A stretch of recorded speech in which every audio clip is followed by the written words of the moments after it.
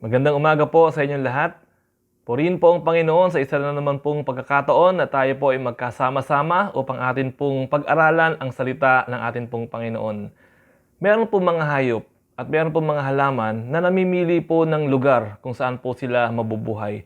Halimbawa po ay ang cactus. Kailangan niya po ng lugar na mainit katulad ng disyerto. Kapag siya po ay inilagay natin sa isang lugar na matubig, hindi po siya magsusurvive. Kailangan po sa mainit siya. Meron naman po mga halaman na katulad po ng orchids. Ang kailangan niya po ay yung lugar na malamig o matubig. Kabaligtaran po siya ng cactus, no? Namimili po siya ng lugar. Meron din naman po mga hayop, katulad po ng penguin. Hindi mo siya pwedeng dalhin sa lugar na katulad ng Pilipinas. Mamamatay po siya sa init. Kailangan po nandun siya sa mga lugar na nagyayelo. Meron naman pong hayop na katulad ng camel. Kailangan po ay nasa disyerto. Meron ng mga hayop tulad ng isda. Pwede ho siyang mabuhay sa ilalim lamang ng dagat o sa tubig lamang nabubuhay. Pero meron pong isang nilalang na marunong mag-adjust sa lahat ng lugar, sa lahat ng panahon at sa lahat ng sitwasyon. At alam niyo po ba kung ano yung nilalang na yan? Ang nilalang na yan ay ang tao. Maaari pong mabuhay kahit sa disyerto, kahit sa North Pole, kahit sa tubig, maski sa buwan. Kaya pong mabuhay kahit sa space. Yan po ang kakayahan ng tao. Lalo na po kung ang taong ito po ay meron hong pagpapala ng ating Panginoong Diyos. Ang pamagat po ng ating pag-aaral at mensahe ngayon pong umagang ito, Bloom where you are planted. The challenge of the new normal. Tayo po ay saglit na yumukod at tayo po ay manalangin. Ama naming Diyos, kami po ay nagpapabendisyon sa inyo. Humihiling po kami ng karunungan, humihiling po kami ng pagpapala. Hiling namin, Panginoon, na samahan mo po kami sa aming pag-aaral. Ikaw po, Panginoon, na magbukas ng puso't isipan namin. Nawa ang kapangyarihan mo ang siya pong humipo sa amin.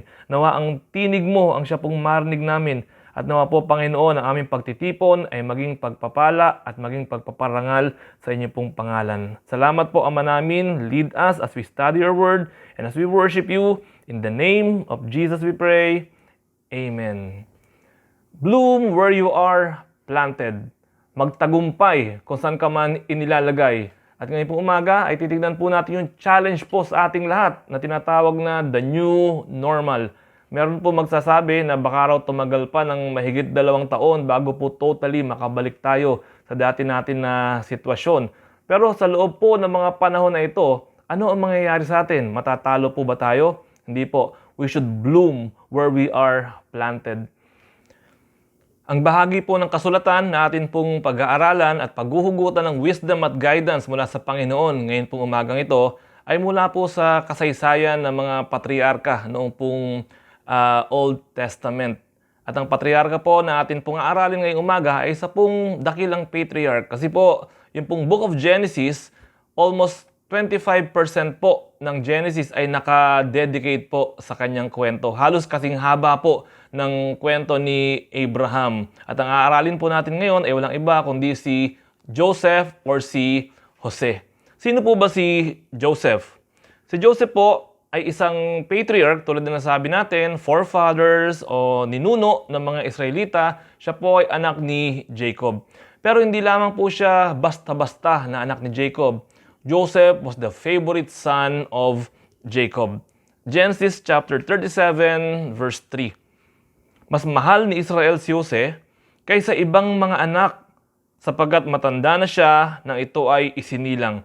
Iginawa niya ito ng damit na mahaba at may manggas. Noon pong kanilang kapanahunan ay hindi po maraming damit ang mga tao. At ang mga damit po noon ay isang status symbol na rin po. Sa suot mo na damit, nakikita kung ano yung kalalagayan mo sa buhay. Imaginin po natin, yun po mga anak ni Jacob na iba, mga nakasuot magsasaka, no? Mga nakasuot maglulupa. Samantalang itong kanilang kapatid, ang suot ay mahabang manggas na roba na mukhang senyorito. Kaya po naipakita rito na parang nga pong merong favoritism. At talagang may favoritism nga talaga ito pong kanilang ama na si Jacob. So, sino po si Joseph? Joseph was sold by his brothers to slavery. Dahil po dito sa favoritism na to, nagkaroon po ng envy or inggit or inis. Ito pong mga kapatid ni Joseph sa kanya. Kaya minsan, nung sila po ay dinalaw ni Joseph sa bukid, hinuli po nila si Joseph at inihulog po nila sa isang balon at balak po nilang patayin. Pero sa halip po na patayin, ibinenta na lamang po nila ang kanilang kapatid para po maging isang alipin. Genesis chapter 37, verse 26 to 28. Sinabi ni Judah sa kanyang mga kapatid, "Wala tayong mapapala kung papatayin natin ang ating kapatid. Mabuti pa, pagbilin na lang natin siya sa mga Ismaelita kaysa ating saktan." Nang malapit na mga mangangalakal, iniahaw nila si Jose at ipinagbili sa halagang 20 pirasong pilak. At si Jose dinala ng mga Ismaelita sa Ehipto. So noon pong panahon na yon ay legal pa ang slavery, uso pa po ang slavery, at ibinenta po nila ang kanilang kapatid sa halagang 20 pirasong pilak. At 10 po sila, pang-11 si Joseph. So tig 2 pieces of silver coins, ito po magkakapatid na ito. And habang si Joseph naman po ay binenta bilang alipin, siya po ay dinala sa Ehipto. At ang nangyari naman po sa Ehipto bilang alipin, he became a manager in his workplace. Genesis chapter 39, verse 1 to 6. Pagdating sa Ehipto, si Jose ipinagbili ng mga Ismaelita kay Potiphar, ang kapitan ng mga tanod sa palasyo ng Faraon. Sa buong panahon ng paglilingkod niya sa bahay ni Potiphar, sumasa kanya si Yahweh. Anumang kanyang gawin ay nagtatagumpay. Napansin ito ni Potiphar. Sa tuwa niya, ginawa niya itong katiwala sa bahay at sa lahat niyang ari-arian. Mula noon, pinagpala ni Yahweh ang buong sambahayan ni Potiphar. Dahil kay Jose, umunlad ang kanyang kabuhayan. Pinagkatiwala ni Potiphar kay Jose ang lahat, maliban sa pagpili ng kanyang kakainin. No, si Joseph bilang isang alipin ay naglilingkod po sa isang bahay ng kapitan ng mga tanod, parang PSG, no, parang kapitan ng mga PSG, chief ng PSG ngayon pong panahon natin ngayon. Siya po yung pinaka-head doon. At napansin po nitong kanyang boss na si Potiphar na kakaiba itong Joseph na ito. Napansin po niya na itong Joseph na to ay lahat ng ginagawa nagsasucceed. Siguro po inutusan niya na gumawa ng isang bagay, pagbalik ng Joseph, successful siya sa ginawa niya. Nakipag-negotiate, successful. Siguro tumawad sa palengke, successful. Nagluto, ang sarap ng luto. Nagbenta, kumita. Kaya dahil po doon, natuwa sa kanya ito pong si Potiphar at ginawa po siyang katiwala ng kanya pong buong sambahayan. Mga kapatid, pansinin po natin, paano po napansin ni Potiphar na yung pong kanyang kasama na si Joseph ay sumasa kanya ang Diyos? Dahil po ba si Joseph ay paladasal? O si Joseph ay meron dalang malaking Bible? O si Joseph ay panay ang awit ng worship song o panay ang salita ng hallelujah? Hindi ho. Paano po? Kitang-kita po ni Potiphar na sa buhay ni Joseph ay mayroong Diyos na nagbe-bless at nagbibigay ng pabor sa kanya. Alam niyo po mga kapatid, kung sumasa atin po ang Diyos, we give our best. We become a very good employee. We become very good workers. At ang atin po mga gagawin ay maging successful dahil po sa blessing ng Panginoon. So, if you are an employer, alam niyo po, kung may employer na nakikinig ngayon, hire a Joseph. Na maghanap po tayo ng mga Joseph na makakasama po sa kumpanya natin. Mga magiging way para po basbasan at i-bless ng Panginoon yung mga kumpanya natin. And if you are an employee, be a Joseph. Do not be a Judas. No? Do not be a Jonah. Yung kwento po ni Jonah. Si Jonah, kung saan siya nagpunta, lumulubog yung bangka na kasama niya. Pero itong Joseph, kung saan siya magpunta, binebless kung nasa saan siya. Mga kapatid, we should be like Joseph. No? Na binebless kung saan po tayo magpunta. Ano pa ho? Sino pa ho si Joseph?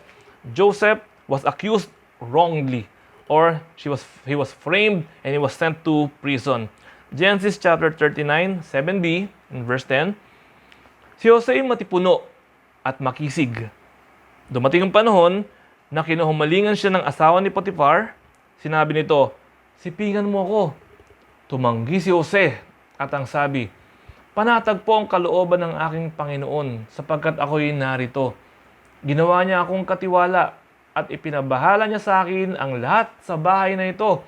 Maliban sa inyo na kanyang asawa, hindi ko po magagawa ang ganyang kataksilan at pagkakasala sa Diyos. Hindi pinansin ni Jose ang araw-araw na pagsusumamo sa kanya ng babae.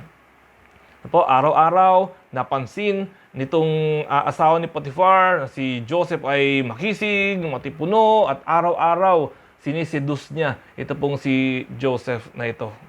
Oh, alam niyo po, mahirap talagang maging gwapo. Pero ibang klase po ang kagwapuhan nitong Joseph na to. Hindi po gaya ng ibang gwapo, tumanggi po siya sa kasalanan. Sabi po ni Joseph, ay hindi, pinagkakatiwalaan ako dito ni Sir Potiphar. Hindi ko magagawa yung gusto ninyong mangyari at maski sa harap ng Diyos. Kung takot man ako kay Sir Potiphar, mas takot ako lalo sa Panginoon. Hindi ko po magagawa yan pong gusto ninyong mangyari. Sabi niya sa asawa ni Potiphar. Alam niyo po, sa mga babae po na nakikinig sa atin dito, sa mga dalaga na nakikinig sa atin dito, kung maghahanap po kayo ng boyfriend, maghanap kayo ng boyfriend na may takot sa Diyos.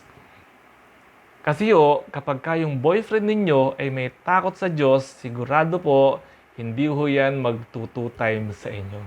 Yun naman po mga asawa, mga may asawa na po rito. Kung kayo po ay may asawa na, ipanalangin po natin, Lord, sana po itong asawa ko magkaroon ng takot sa inyo.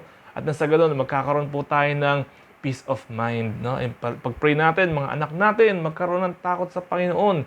Iba po talaga nagagawa kapag mayroon pong takot sa Diyos. Tuloy po natin ang pagbabasa. Genesis 39:11-19.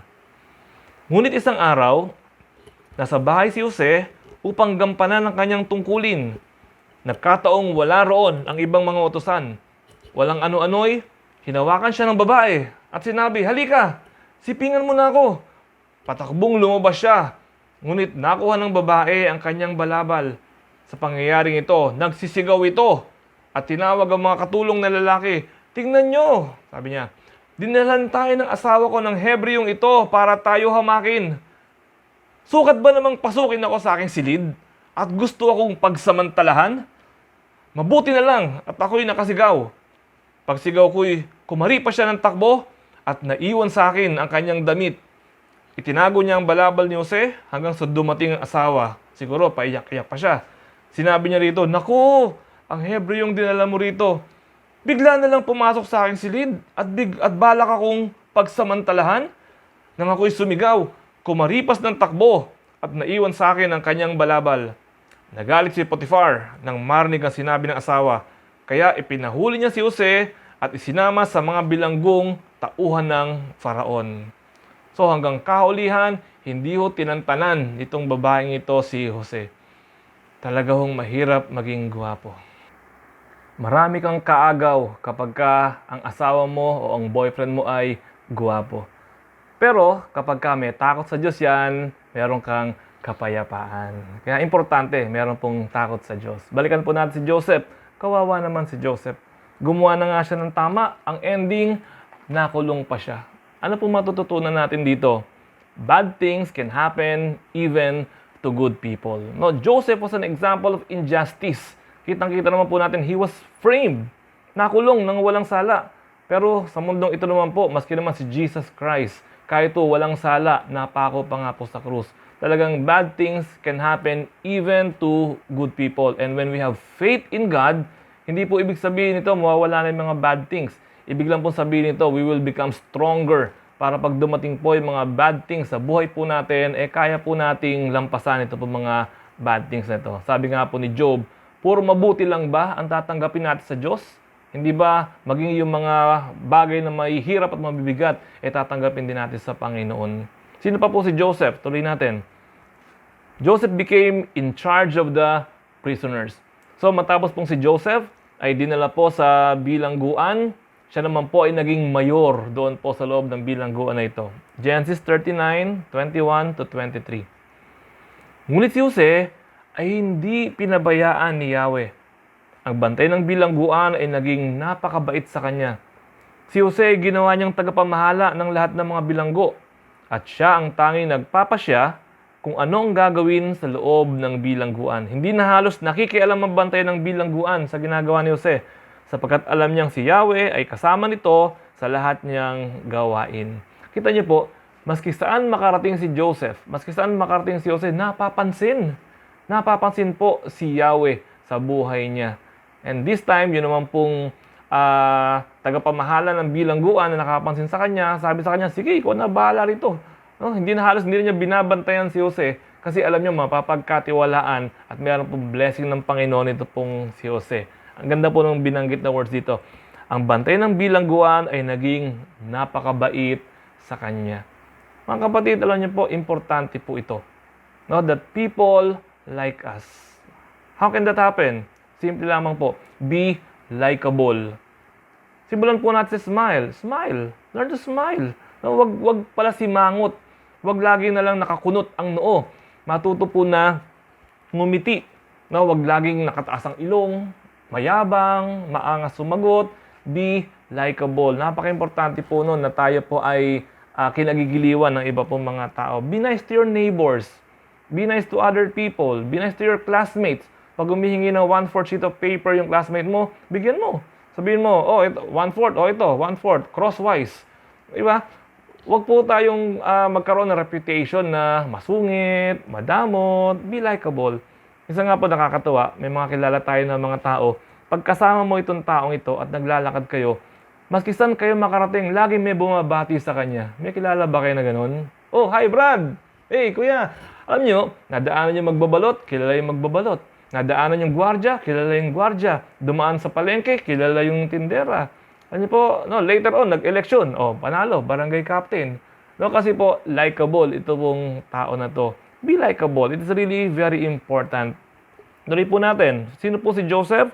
Joseph was promoted as governor. So, mula po sa bilangguan, si Joseph naman po mula preso ay naging gobernador naman po ng buong Egypt. Genesis 39:37 to 41. Nagustuhan ng paraon at ng kanyang mga kagawad ang panukala ni Jose. Sinabi nila, bakit pa tayo hahanap ng iba? Samantalang siya na ang pinapatnubayan ng Espiritu ng Diyos. Kaya't sinabi ng paraon kay Jose, ang Diyos ang nagpakita sa iyo ng lahat ng ito. Kaya't wala nang uuna pa sa iyo sa karunungan at pangunawa.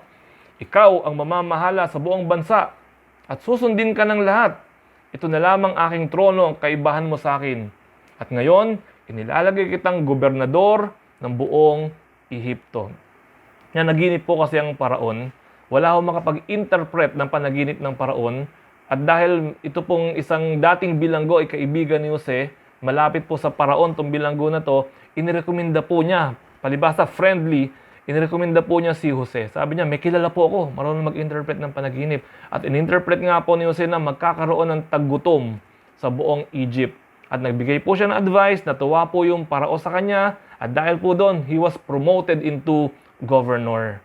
And then, when he became governor, Joseph saved the world and Israel from death.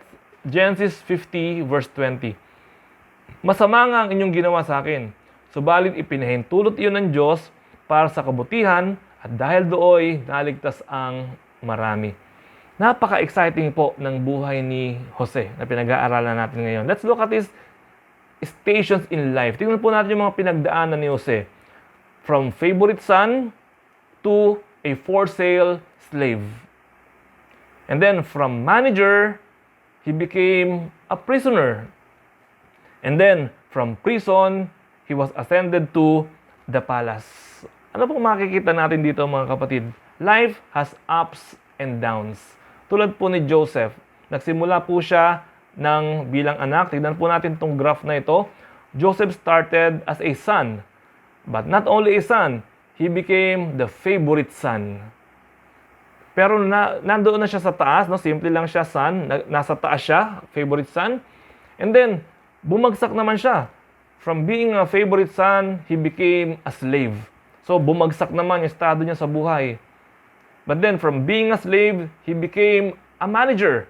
Tumaas na naman yung estado niya sa buhay. And from being a manager, he became a prisoner. Bumagsak na naman yung kanyang estado sa buhay. But then, being a prisoner, from prison, siya po ay naging governor. At hindi lamang po siya basta-basta governor. He became the best governor to the point that he became a savior. So, tignan po natin itong buhay na ito ni Jose. Although life has ups and downs, but you can never keep a good and a godly man down. Now, pag tinignan po natin ulit yung graph ni Joseph, Meron siyang matataas na bahagi, may mabababa na bahagi, may mataas na bahagi uli. Pero saan man po mailagay ito pong si Joseph, hindi po siya pinapabayaan ng atin pong Panginoon. Nagtatagumpay po lagi siya. Kasi po ang sabi sa Psalm 37:23-24, ang gabay ng tao sa kanyang paglakad ay itong si Yahweh.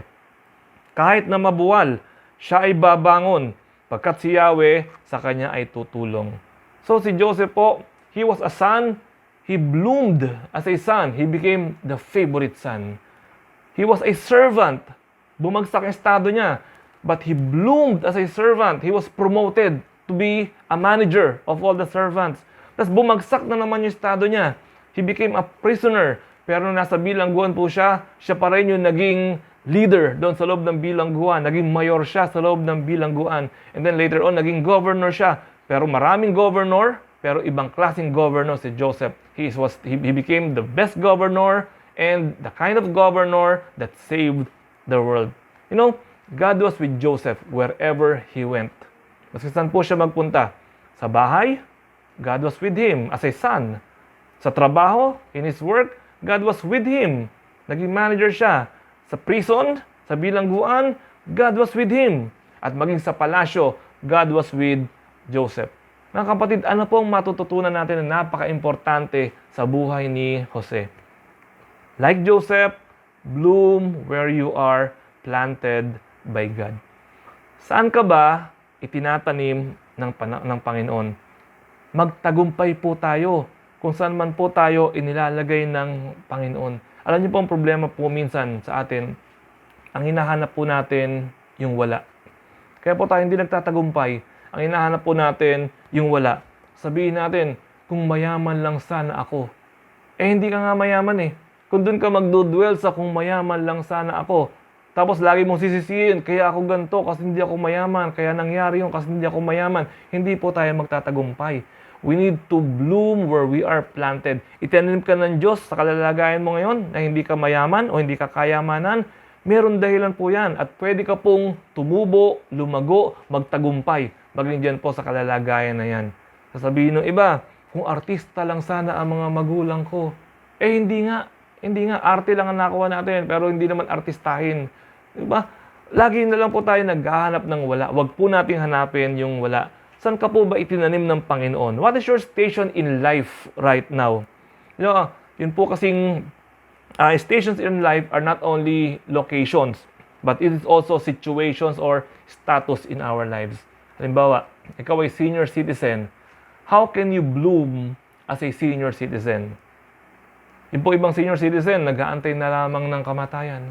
Nasa tumba-tumba, silya, may naantay na lang niya si kamatayan na dumaan. Hindi po. You can still bloom as a senior citizen. Pwede ka pa rin matuto, no? Pwede ka pa rin umunlad, pwede ka pa rin magtagumpay. Aralin mo yung mga applications sa cellphone. Aralin mo yung Zoom. Lalo sa panahon ngayon, kailangan natin ng mga online conference, video conferencing. Aralin mo paano mapapakinabangan natin yon bilang senior citizen. Madali lang po yun. Parang Candy Crush lang yun. No? Konting application lang yun. Konting install. Madali lang po yun. Wag po tayong susuko. As a single mom, how can you bloom where you are planted? If you are planted as a single mom, pwede mong, hindi mo kailangan na lagi na lang nag-iisip na, kawawa naman ako. Paano na ang buhay ko? Nag-iisa lang ako. Hindi. You can bloom. Diba? Sa lahat po ng situation, pwedeng magtagumpay pa rin po tayong lahat. Or kung ikaw ay isang empleyado, sasabihin mo, lagi na lang ganito ang buhay ko, hindi na ako asenso. Hindi. Bloom where you are planted. Magsimula ka sa mababa hanggang unti-unti, nakikita mo, tumataas ka. You are blooming where you are planted. Sa lockdown na ito, mga kapatid, how can we bloom? Paano po tayo uunlad at magtatagumpay sa lockdown na ito? Alam ko po, hindi lahat ng kinilalagyan natin ay gusto natin. Traffic, hindi natin gusto yan. Kahirapan, hindi po natin gusto yan. O mababa yung ranggo, hindi natin gusto yan. Lockdown, hindi po natin gusto yan. Pero dapat po tayong tumubo at lumago kung saan man po tayo isinugo ng Panginoon. Kapatid, grow where you are. Like Joseph, grow in whatever status you're in right now. Kung saan ka nadapa, doon ka bumangon. No? Yan po yung kasabihan natin sa mga Filipino. Pero alam niyo po, malaking bagay po yan. Maganda po ibig sabihin yan. Kung saan ka man nadapa, huwag kang susuko doon. Pwede ka pa rin bumangon at umunlad. Naalala ko po si Miriam Kiambao.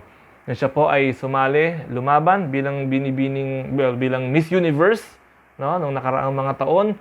Siya po ay natapilok sa stage. Siguro isipin na iba, wala na, talo na, natapilok sa hagdan. Pero hindi po. Nung kanya pong pagbangon, pinakita po niya na siya po ay confident.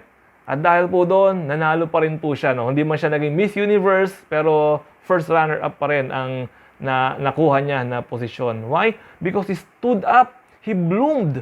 Ginamit niya po, in fact, sabi nga po ng ibang judges, nakatulong pa nga yung pagkakadapa niya na yon para mapansin siya. At nakita yung confidence niya, lalo po naging dahilan para siya po ay manalo at least kahit man lang ng first runner-up ng Miss Universe. Mga kapatid, bloom where you are planted. Saan kayo tinanim ng Diyos? Lumago ka dyan. Tumubo ka dyan. 1 Corinthians 7:21. Ikaw ba'y isang alipin nang tawagin ka ng Diyos? Huwag kang mag-alala tungkol doon. Ngunit kung may pagkakataon ka maging isang malaya, samantalahin mo. Ang tinuturo po sa atin dito na mag-improve, no? Mag-grow, mag-bloom kung saan man po tayo naroon. Meron po kasabihan, if you decide to live, you should also decide to grow. Learn to improve yourself, learn to transform, learn new skills. Boy, yung mga husbands ngayon, matuto po tayong mamalengke. Di ba? Matuto po tayong maglaba. Di ba? Okay lang po yan. Kung ikaw ay nagtatrabaho araw-araw, yung misis mo hindi nagtatrabaho, okay lang yun na siya yung namamalengke, siya yung naglalaba. Pero kung pareho kayong hindi nagtatrabaho, okay lang na matutong mamalengke. Dapat lang, tama lang na namamalengke at naglalaba. Matutunan po natin yan. Learn new skills. Learn new recipes. What else? Learn computers. Matuto kang gumamit ng applications, ng program. Matuto kang mag-upload ng mga large files sa email. Matuto kang mag-edit ng video, ng photo. Magamit po natin itong time na ito ng lockdown para po madagdagan yun pong pagkatao natin. Magamit din po natin to grow as a family. Magkaroon ng closer ties, relationship bilang pamilya. Ano pa ho? Magkaroon ng time to grow your physical body, exercise, grow your brain. Ito po yung mga time that we can bloom wherever we are. Kahit po lockdown, we can bloom because we are planted here. And then, like Joseph, be the best where you are. Do your job. Of course, do your job. Pero hindi lamang po yon. Excel. Be excellent sa mga ginagawa po natin. Do more than others. Be faithful. Kung ano man po yung ginagawa natin. Be loyal. Alam niyo po, yan po ang isang hinahanap ng mga employers. Mga empleyado na faithful, mapagkakatiwalaan. Mga empleyado na hindi kumukupit. Mga empleyado na hindi nandadaya sa oras. Mga empleyado na pagka wala yung boss, hindi nagbubulakbol. Alam niyo po, naghahanap po ng ganyan ng mga employers at nire-reward po ng mga employers kapag ganyan po ang mga empleyado. Joseph was the best slave. He was a slave, fine, but he was the best slave. Joseph was a prisoner, but he was the best prisoner. And he was the governor, and he was the best governor. So, mga kapatid, do not be ordinary. Sabi mo sa sarili mo, ayoko maging ordinaryo. Ordinaryo lang ako na manggagawa o empleyado. Hindi, special ako na empleyado. Merong ibang, merong additional na ginagawa. Merong ibang kakayahan sa buhay. Mangangaral 9 verse 10. Ano man ang ginagawa mo'y pagbuhusan mo ng iyong buong makakaya. Ayan po ang bilin sa atin. Whatever your hands find to do, do it with all of your might. Do your best. Ano man po ang ginagawa natin. And then, like Joseph, number 3, trust God where you are. Magtiwala sa Diyos. Ano man po ang ginagawa natin. Genesis 39, verse 21. Ngunit si Jose ay hindi pinabayaan ni Yahweh. Alam niyo po, itong nakaraan ng mga Sundays na nag-aaral po tayo ng Word of God, Paulit-ulit po nating nakikita ito. Hindi pinapabayaan ng Panginoon yung mga sumusunod sa Kanya. Si Job, hindi pinabayaan ng Diyos. Si Shadrach, si Meshach, si Abednego, hindi pinabayaan ng Panginoon. Si Noah, hindi pinabayaan ng Panginoon. Alam niyo po, isa ito sa tinatawag na recurring theme sa Bible. Ito po yung tema sa Bible na laging nandoon, no? Laging paulit-ulit na sinasabi. Kaya kung tayo po ay lumalakad sa landas na nilalakaran din po nitong mga Bible characters na pinag-aaralan natin, tayo man po makakaasa na hindi tayo pababayaan ni Yahweh. Kapatid, kung hindi mo nararanasan kung hindi mo ito nararanasan na hindi ka pinapabayaan ni Yahweh, baka hindi ka lumalakad sa dinaanan ng mga Bible characters na ito. Okay, check din po natin. Romans 8:28, alam nating sa lahat ng bagay ay gumagawa ang Diyos para sa mabuti, kasama ang mga nagmamahal sa Kanya, sila mga tinawag ayon sa Kanyang layunin. You know, a very interesting story. Ito ang story ni Joseph na ito. Meron palang gustong mangyari ang Diyos. Gusto pala niya iligtas yung buong mundo kasi magkakaroon ng taggutom, o at least ang Israel at ang Egypt at yung mga tao ng panahon na yun. Gusto niya palang iligtas kasi magkakaroon ng famine. So, anong kailangan niyang gawin para si Joseph mula sa pagiging anak ay madala niya papuntang governor ng Egypt? So, pinagdaanan po lahat ni Joseph, lahat ng ito, para po matupad ang plano ng Panginoon sa buhay niya. So if you're fulfilling God's design, God will be with you. At ikapat po, like Joseph, be a blessing where you are. In your family, be a blessing. In your workplace, be a blessing. Alam niyo pa si Joseph, magaang kasama, masarap kasama, mapagkakatiwalaan. Sa prison man, sa palasyo man, saan man, siya po ay mapagkakatiwalaan. Kapatid, wherever you are right now, inilagay ka ng Diyos dyan. You have a mission. God has a plan for you. So, ang challenge po sa atin, ngayon pong new normal na ito, is to bloom. This is where we are planted right now. As a person, as a church, dito po tayo itinatanim. Let us bloom where we are planted. You know, the virus, as we conclude, I think this virus reveals who you are. Tingnan niyo po nangyayari. Itong virus na to, kung ikaw ay tamad, lalo kang magiging tamad. Ito pong virus na to, kung ikaw ay prayerful, dahil may time, lalo kang magiging prayerful. No, pinapakita po itong virus na ito, kung ikaw ay masipag, lalo kang maraming magagawa, dahil may time ka. At kung ikaw po ay loser, lalo mo ipapakita na walang mangyayari. Pero if you're a winner, then maski saan ka itanim, kahit anong sitwasyon, then you will bloom. Makikita po sa mga buhay natin, lahat ng ito. Tayo po ay manalangin. Ama namin, maraming salamat po sa inyo, sa mensahe mo sa amin sa umagang ito. Nawa nga po, Ama, ikaw po ang siyang magtuloy ng sermon na ito. Ikaw po ang siyang patuloy na magturo sa puso't isipan namin. At nawa, Lord God, hamunin niyo po kami upang kami po ay magpatuloy, magtagumpay, sumandal lamang po sa inyo sa amin pong pagharap sa new normal na ito ng aming pong buhay. Bless niyo po kami, Panginoon, at maraming salamat po. In Jesus' name we pray. Amen.